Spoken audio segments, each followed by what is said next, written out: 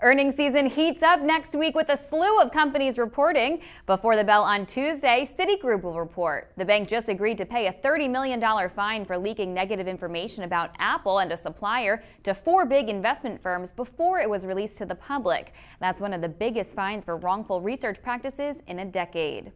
Also before the bell, Johnson & Johnson will report earnings. The company expects sales to grow by 9.9% this year. Investors will look to see how that flows through to its bottom line. Coca-Cola and Domino's Pizza will report as well, followed by Intel and Yahoo after the close. Some analysts expect that investors will look past Yahoo's quarterly numbers and zero in on its metrics for Alibaba. Yahoo owns a 24% stake in the e-commerce giant, which has seen its valuation rise.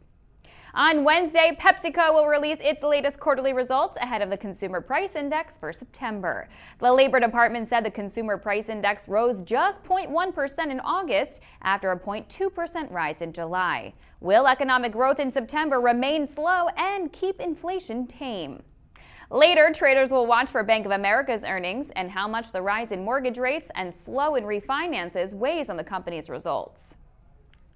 After the close, American Express and eBay will report. Despite consistently growing its top line, eBay has had challenges with profits.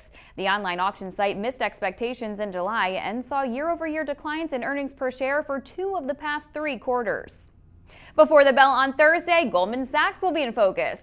Analysts expect the company to deliver earnings per share of $2.46, a nearly 14% decline year-over-year. Many expect trading revenues and investment banking to be weak for many of the nation's big banks this quarter. Fixed income, currency, and commodities trading revenue slumped during this summer and did not have a big rebound in September. Verizon will report as well, followed by the report on housing starts and building permits for September. That will give us an understanding of the state of the housing recovery after U.S. builders began work on fewer homes than expected in August and new building permits fell.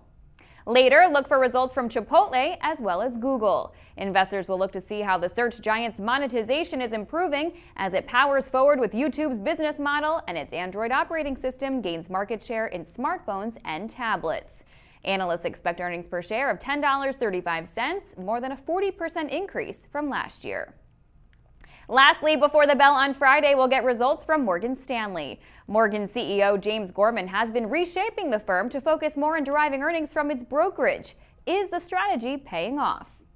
General Electric and Schlumberger will report on Friday as well. Analysts expect the oil services giant to report extremely strong results from its international business and report in-line earnings for the third quarter. In New York, I'm Brittany Umar for TheStreet.